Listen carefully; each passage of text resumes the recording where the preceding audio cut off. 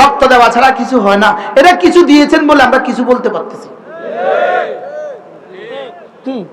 এরা কিছু দিয়েছেন বলে আমরা কি আজকে যে দূর আছে দূর এদের রক্ত দেওয়ার বরকতে। বাস্তব না বাস্তব না? আর নয় এতক্ষণ বুঝে আমি এই কথা কইতে পারতাম, ওই রাস্তায় এই ধর কইতো না বলেন। এই জন্য এদের এই রক্তগুলোর পেছনে এই রক্তগুলো আমাদের আজকের এই বলার জন্য কি সুযোগ করে দিয়েছে বলে আমরা তাদের জন্য কি মাগফিরাতের তাম্মা কামনা করছি।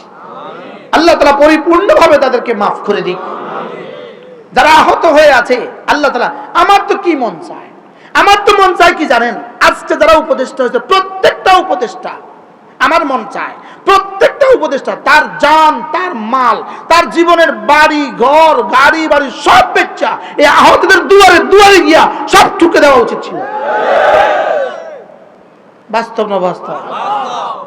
তোমার ছেলের আহত হওয়ার বরকতে, তোমার পা হারাবার বরকতে আমি আজকে উপদেষ্টা। উম্মাহ তারা তা না করে কি করছে, কনসাল্টেন্ট চমৎকার